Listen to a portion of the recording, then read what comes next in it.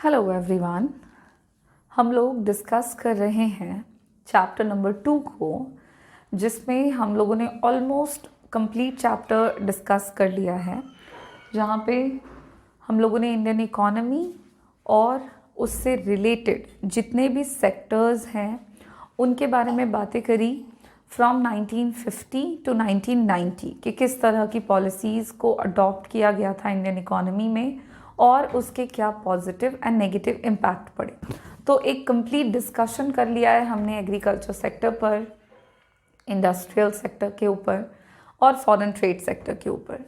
आज के क्लास में हम लोग डिस्कस करेंगे इंडियन इकोनॉमी में फ्रॉम 1947 टू 1990 तक के बीच में जितने भी प्लानिंग किए गए हैं उन सारे प्लानिंग्स का क्या फीचर था, किस तरह की पॉलिसीज़ अडॉप्ट करी गई। पहले हम लोग एक पॉलिसीज़ का ग्लिम्स ले लेंगे और फिर हम लोग उन पॉलिसीज़ के पॉजिटिव और नेगेटिव कंप्लीट इकोनॉमी के ऊपर जो पॉजिटिव इम्पैक्ट पड़ा और जो नेगेटिव इम्पैक्ट पड़ा है वो डिस्कस करेंगे। तो आइए शुरू करते हैं हम अपने आज के क्लास को, जिसमें हम क्रिटिकल अप्रेजल करने वाले हैं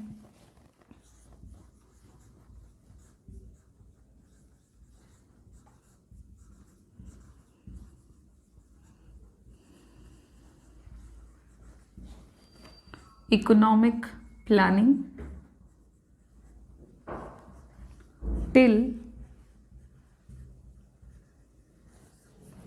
1991।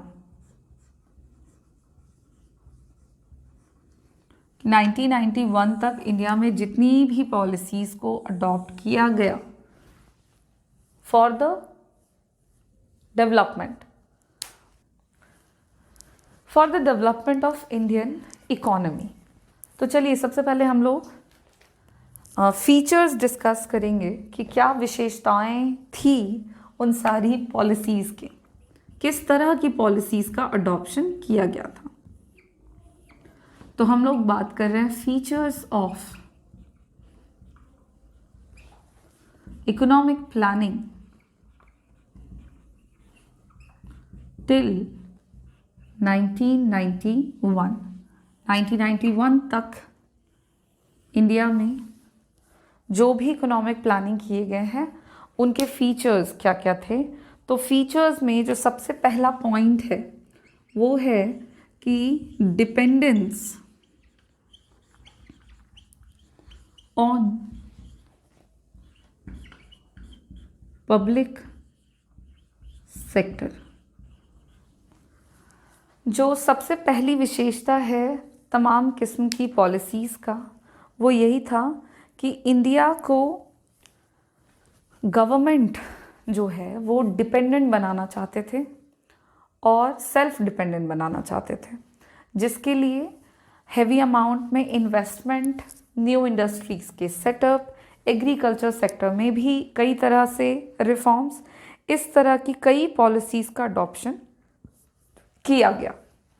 तो ये अज्यूम करते हुए कि जो इन्वेस्टमेंट है वो गवर्नमेंट सेक्टर के द्वारा होगा, जो भी पॉलिसीज़ हैं, जो भी प्लानिंग है वो गवर्नमेंट सेक्टर के द्वारा बेहतर तरीके से परफॉर्म किया जाएगा।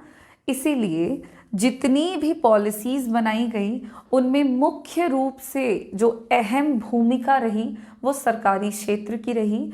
पब्लिक सेक्टर के द्वारा ही वैसे इकोनॉमी को डेवलप बनाने के लिए कई तरह की पॉलिसीज़ एंड प्लानिंग में इम्पॉर्टेंट रोल दिया गया, जिसमें हम थोड़ा याद कर सकते हैं कि हम लोगों ने पढ़ा था कि IPR 1956 की जो पॉलिसी थी, इंडस्ट्रियल पॉलिसी रिजोल्यूशन, जो कि 1956 में आई थी, इस पॉलिसी में क्या हुआ था कि इंडस्ट्रियल सेक्टर के डेवलपमेंट का जो एक कंप्लीट रिस्पॉन्सिबिलिटी है वो पब्लिक सेक्टर के हाथों में सौंप दिया गया, जिसमें इंडस्ट्रीज़ को 3 कैटेगरीज़ में बांटा गया था।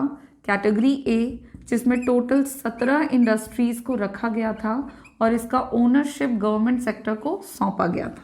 कैटेगरी बी में 12 इंडस्ट्रीज़ को रखा गया था, जिसका ओनरशिप जो है वो पब्लिक एंड प्राइवेट सेक्टर दोनों को सौंपा गया था। बावजूद इसके पब्लिक सेक्टर का जो रोल है वो इस तरह की इंडस्ट्रीज़ में ज़्यादा रखा गया था। तो ये जो है, इस तरह के जो पॉइंट्स हैं, फीचर्स हैं, ये कहीं ना कहीं इंडिकेट करते हैं कि इंडियन इकोनॉमी में पब्लिक सेक्टर का रोल स्टार्टिंग से ही काफ़ी ज़्यादा रखा गया in all the planning process. उसके अलावा सेकंड फीचर ये रहा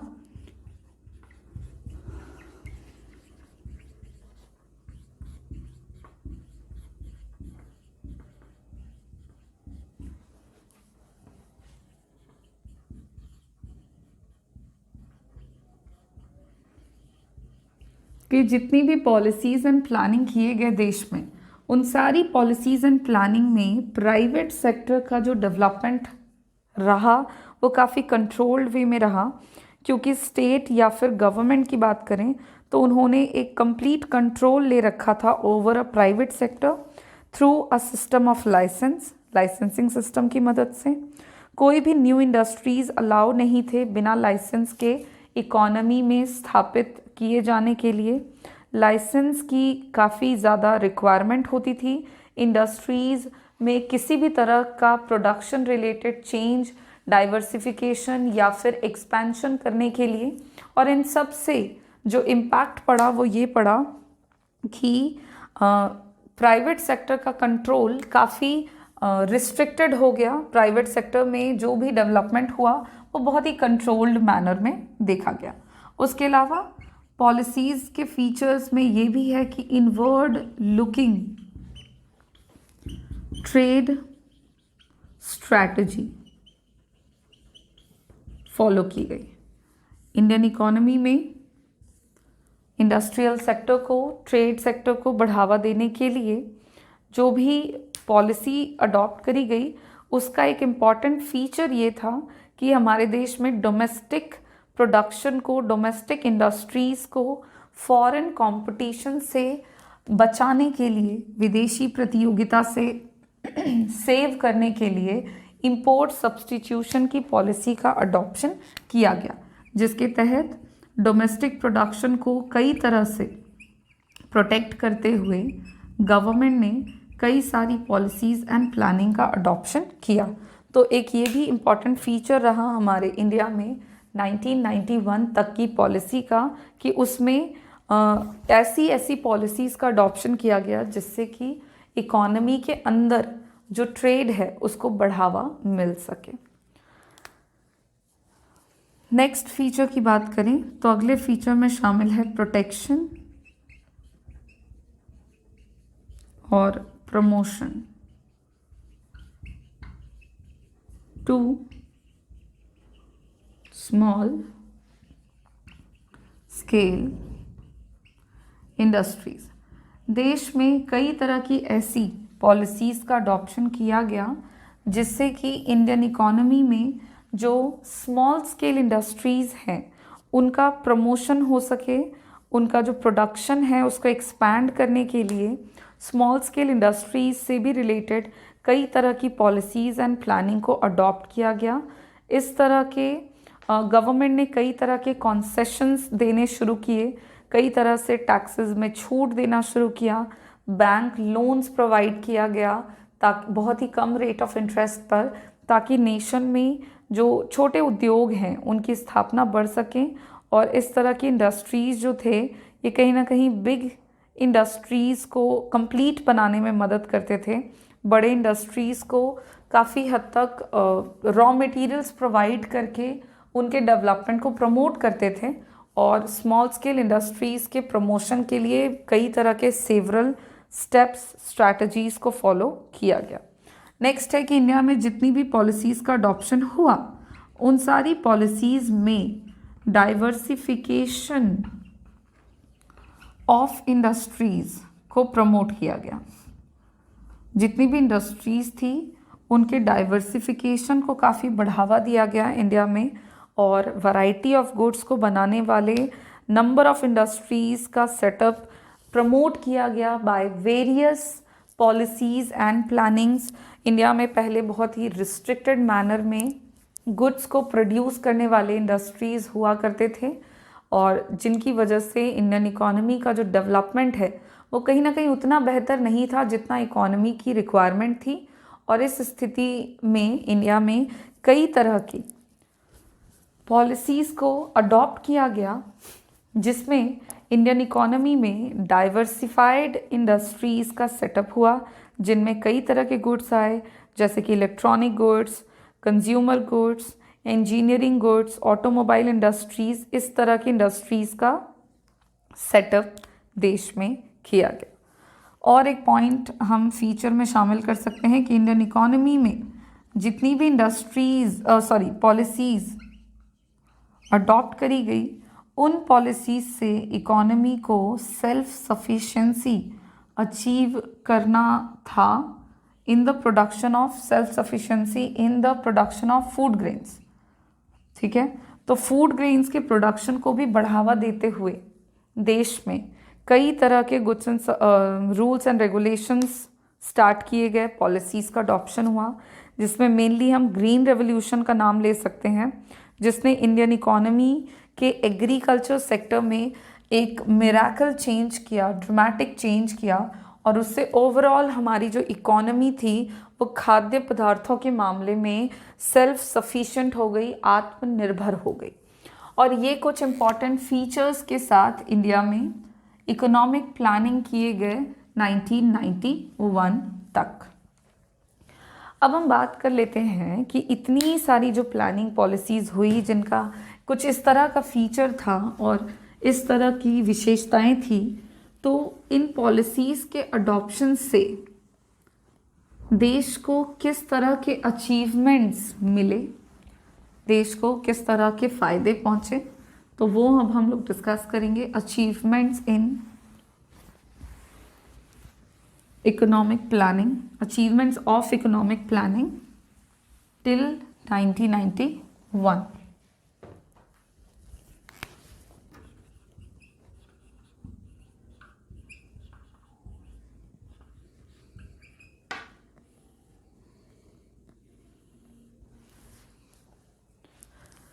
तो अचीवमेंट्स की अगर हम बात कर रहे हैं तो सबसे पहले इसको भी हम लोग कुछ पॉइंट वाइज ही डिस्कस करेंगे। और पहला पॉइंट हम ये कह सकते हैं कि जितनी भी योजनाएं हमारे देश में बनाई गई, उनसे हमारे कंट्री में जो प्रोडक्शन है उसमें बढ़ोतरी हुई। पूरे देश का संपूर्ण उत्पादन का जो स्तर था वो हमारे कंट्री में बढ़ गया है। अगर हम बात करें कि प्रोडक्शन यानी कि जीडीपी कितना बढ़ा, प्रोडक्शन का मतलब हो गया कि गुड्स एंड सर्विसेज का प्रोडक्शन, और प्रोडक्शन बढ़ा मतलब हम कह सकते हैं कि कंट्री का जीडीपी जो है वो बढ़ गया।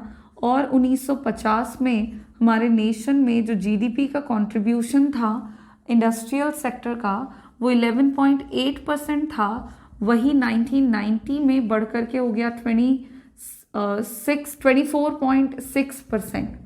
तो इससे हम देख पा रहे हैं क्लियरली कि हमारे देश में प्रोडक्शन जो है वो काफ़ी ज़्यादा क्वांटिटी में बढ़ गया।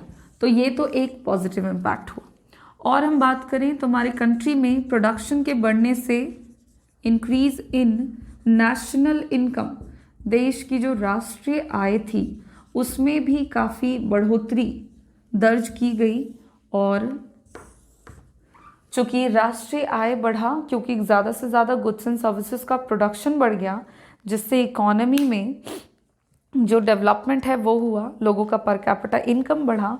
और ये जो बढ़ करके हो गया आपका, अगर हम नेशनल इनकम की बात करते हैं तो 1956 में कंट्री का जो नेशनल इनकम था और 1990 में जो नेशनल इनकम था, अगर उसकी बात करें तो 1956 में राष्ट्रीय आय थी 2.1%।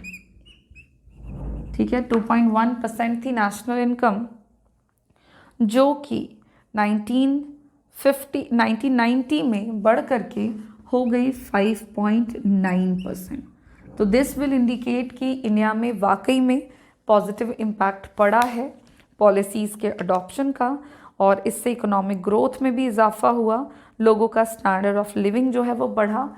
अगर हम बात करते हैं कि पर कैपिटा इनकम बढ़ गया, नेशनल इनकम बढ़ गया, विच मीन्स कि नेशन में लोगों का जो पर कैपिटा इनकम है वो बढ़ा, पर कैपिटा इनकम के बढ़ने से जो लोगों का स्टैंडर्ड ऑफ लिविंग है वो भी काफ़ी हद तक बढ़ गया।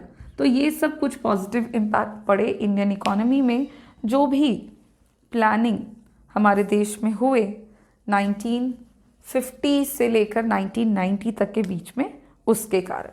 यहीं पे इसी पॉइंट को मैंने पहले कंटिन्यू कर दिया, तो इसको कह सकते हैं increase in per capita income. राष्ट्रीय आय बढ़ी का मतलब है कि देश में पर कैपिटा इनकम जो है वो भी बढ़ गया, प्रति व्यक्ति आय में भारी मात्रा में इजाफा हुआ। और पर कैपिटा इनकम को अगर हम डेटा वाइज देखें तो 1956 में the per capita income was 1956 से पर कैपिटा इनकम 1990s तक में बढ़ा है। 1956 में इंडिया में लोगों का पर कैपिटा इनकम जो है वो 1.8% था, जो कि after the adoption of several economic planning till 1991 वो इंक्रीज होके हो गया 3.6%। दिस विल इंडिकेट कि इंडिया में लोगों की प्रति व्यक्ति आय बढ़ी है, जिससे लोग जो है वो अब एबल हो पाए हैं, अपने स्टैंडर्ड ऑफ लिविंग को बढ़ा पा रहे हैं, और इस तरह के अचीवमेंट्स इंडियन इकोनॉमी में देखने को मिले। ये वाला पॉइंट आप यहाँ पे भी कंसिडर कर सकते हैं। अगले पॉइंट की बात करें अचीवमेंट में, तो अगला पॉइंट है कि इंडिया में सिर्फ लोगों का पर कैपिटा इनकम ही नहीं बढ़ा, बल्कि जनरेशन ऑफ एम्प्लॉयमेंट अपॉर्चुनिटीज़ भी देखने को मिली। जनरेशन ऑफ एम्प्लॉयमेंट, देश में रोज़गार के जो अवसर हैं वो भी भारी मात्रा में उपलब्ध हो पाए, जहाँ पर देश में रोज़गार के अवसर 1956 में 1956 में पूरे देश की जनसंख्या को एम्प्लॉयमेंट अपॉर्चुनिटीज़ जहाँ पे सिर्फ और सिर्फ 70 लाख थी, मतलब सिर्फ 70 लाख लोगों को ही रोज़गार के अवसर उपलब्ध थे, वहीं पर 1990s तक आते आते 1990 तक आते आते पर कैपिटा एम्प्लॉयमेंट में इजाफा हुआ, और ये हमारा 70 लाख से बढ़कर के 350 लाख तक हो गया, जहाँ पे ये दर्ज किया गया कि 1990 तक कुल देश में 350 लाख लोगों को रोज़गार के अवसर उपलब्ध हो रखे हैं, जो कि 1956 में मात्र 70 लाख तक थे। और इस तरह के डेटा के पीछे का जो कारण है वो ये है कि इंडिया में एम्प्लॉयमेंट अपॉर्चुनिटीज़ बढ़ी, apart from the agriculture sector. जो अदर सेक्टर्स थे इकोनॉमी के, जैसे कि industrial sector, foreign trade sector, इन सेक्टर्स में भी कंट्री में एम्प्लॉयमेंट अपॉर्चुनिटीज़ का जनरेशन हुआ, और जिससे कि देश में रोज़गार के स्तर में बढ़ोतरी हुई।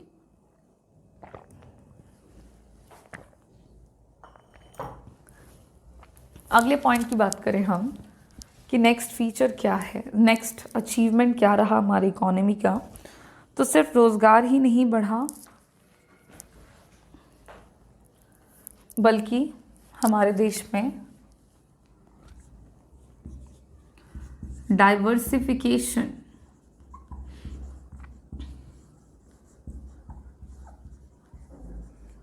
ऑफ इंडस्ट्रीज़ भी देखा गया। इंडिया में वैरायटी ऑफ इंडस्ट्रीज़ का डेवलपमेंट हुआ, सेटअप हुआ, जो कि variety of goods and services का प्रोडक्शन करते थे। पहले इंडिया में सिर्फ कॉटन, जूट, इस तरह के गुड्स एंड सर्विसेज को बनाने वाली इंडस्ट्रीज़ थी। बाद में हमारे नेशन में अदर इंडस्ट्रीज़ का सेटअप भी प्रमोट हुआ, जिनमें ऑटोमोबाइल्स आ गए, जिनमें कई तरह के इलेक्ट्रॉनिक प्रोडक्ट्स शामिल किए गए। तो इस तरह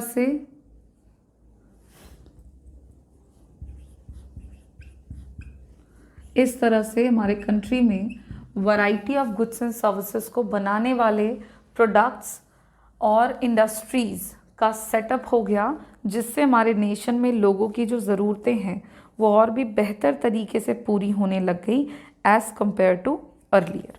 इतना ही नहीं, हमारे नेशन में पॉजिटिव इम्पैक्ट में या अचीवमेंट्स में ये भी हुआ कि तमाम किस्म की इकोनॉमिक प्लानिंग जो कि 1991 तक की गई, उससे देश में सोशल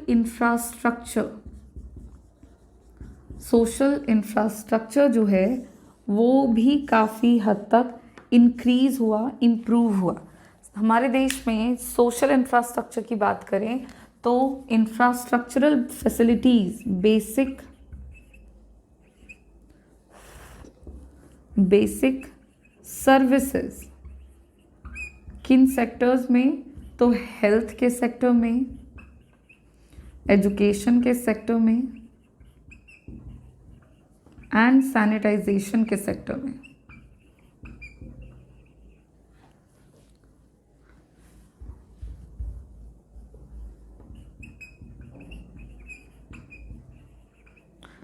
जिसको आप सैनिटेशन भी कहते हो। इस तरह के क्षेत्र में जो बेसिक सुविधाओं की ज़रूरत पड़ती है, इन बेसिक सुविधाओं में भारी मात्रा में बढ़ोतरी दर्ज की गई, जो कि 1950s में हमारे देश में बिल्कुल भी नहीं था। स्वास्थ्य की सुविधाएं देश में काफ़ी कम थी। चाहे हम बात करें एजुकेशन के लिए तो उसमें काफ़ी कम था। तो ये सारी चीज़ें हमारे नेशन में बढ़ गई और इन सब से हमारे नेशन में एक इंक्रीमेंट दर्ज हुआ, जिसमें लोगों की लाइफ एक्सपेक्टेंसी थी, लोगों का जो डेथ रेट है वो घट गया।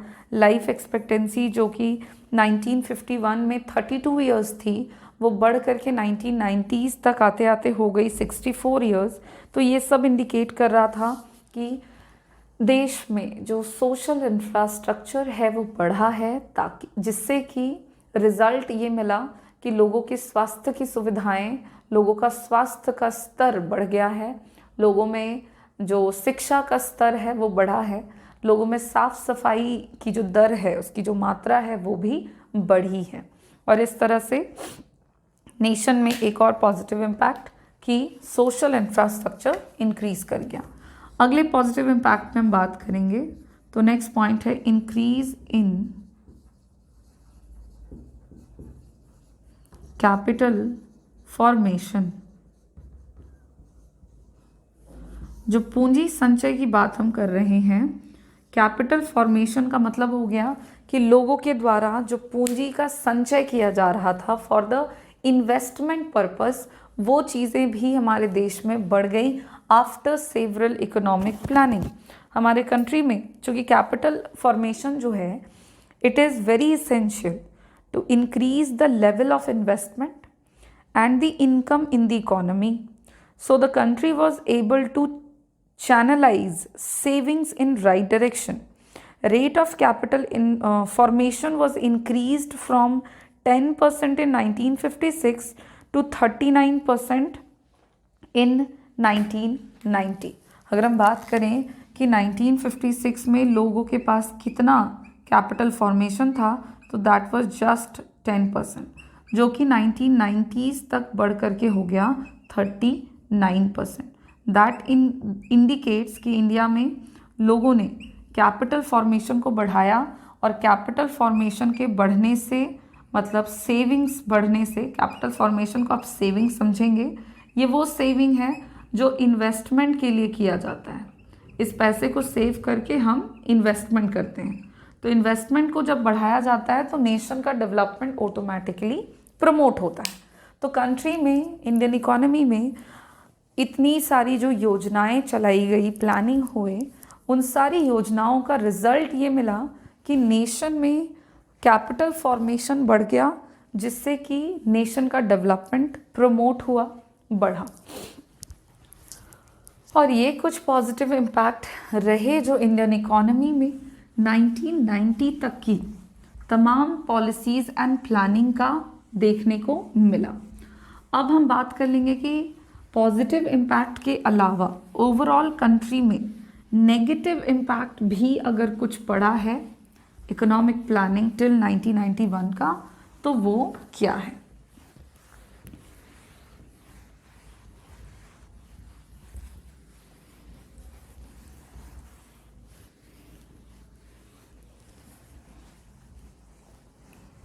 देखिए, पॉजिटिव इम्पैक्ट में आप और भी पॉइंट्स ऐड कर सकते हैं कि इतनी प्लानिंग के बाद इंडियन इकोनॉमी जो है वो सेल्फ सफिशिएंट हो गया। स्वास्थ्य के अलावा एजुकेशन में भी इंक्रीमेंट हुआ, एजुकेशन के रेट में भी इंक्रीमेंट हुआ। तो इस तरह के और भी कई सारे पॉइंट्स। यहाँ पे अब हम बात कर लेंगे failures of economic planning.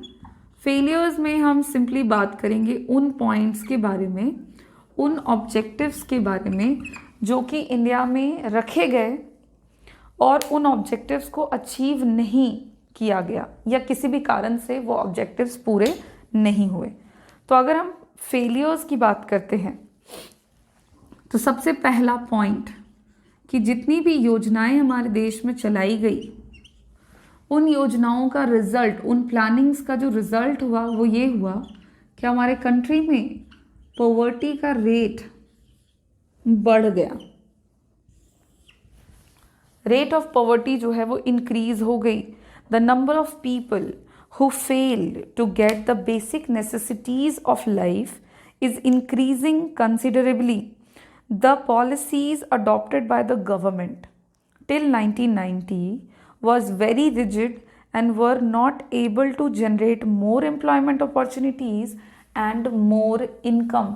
1990s तक में इंडिया में जितनी भी पॉलिसीज़ का अडॉप्शन हुआ, उन तमाम पॉलिसीज़ में जो जितनी भी पॉलिसीज़ गवर्नमेंट के द्वारा अडॉप्ट करी गई, वो सारी पॉलिसीज़ बहुत ही रिजिड थी, जिसकी वजह से इंडियन इकोनॉमी में रोज़गार के अवसर उतने उपलब्ध नहीं हो पाए जितने की हमारे नेशन को ज़रूरत थी।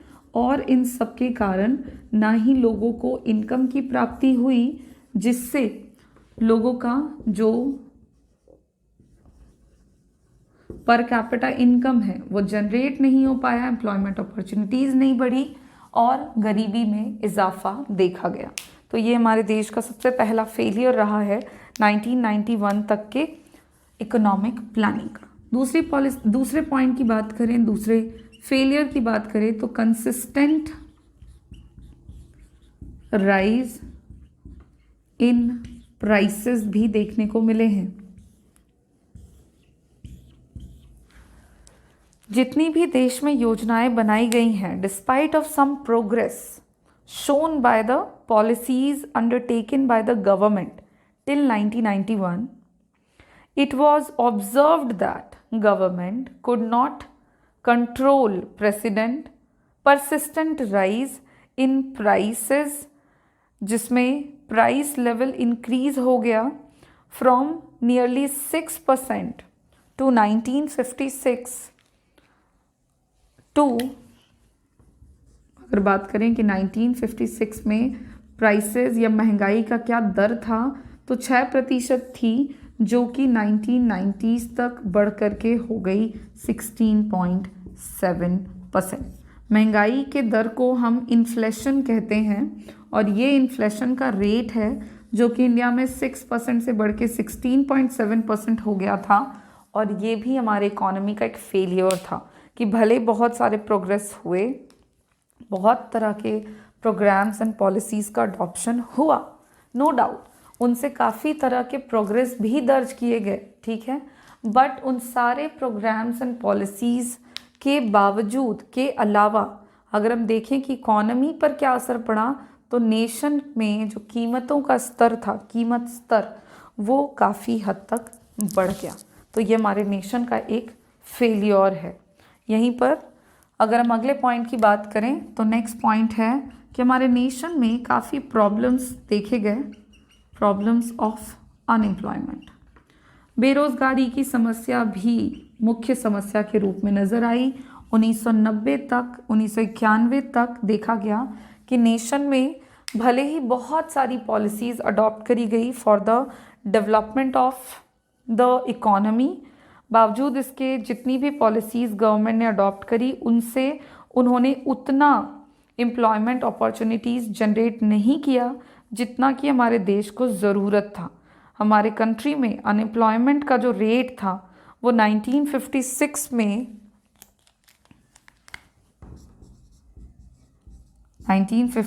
में 54 लाख पीपल थे हु वॉज अनएम्प्लॉयड, जो कि 1990s में बढ़ करके हो गया 54 लाख से 1990s में ये बढ़ करके आपका हो गया 85 लाख।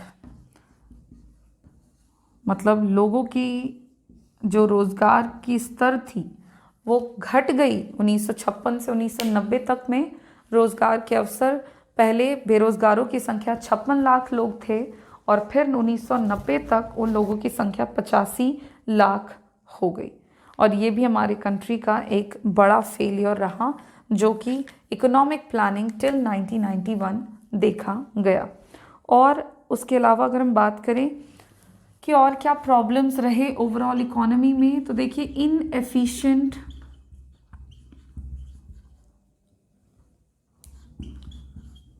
पावर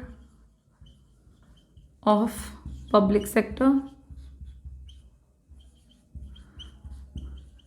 पब्लिक सेक्टर की बात करें तो पब्लिक सेक्टर को काफ़ी इम्पोर्टेंस दिया गया था for the development of nation, और उसमें पब्लिक सेक्टर फेल हो गए क्योंकि उनको जो भी पावर दिया गया वो बड़ा ही इनएफिशिएंट रहा। वो उतने एफिशिएंटली हमारे देश को चला नहीं पाए। इतना ही नहीं, कॉन्सेंट्रेशन भी देखा गया।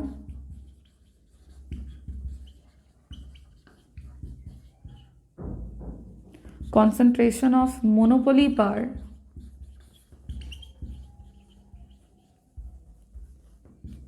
to public sector।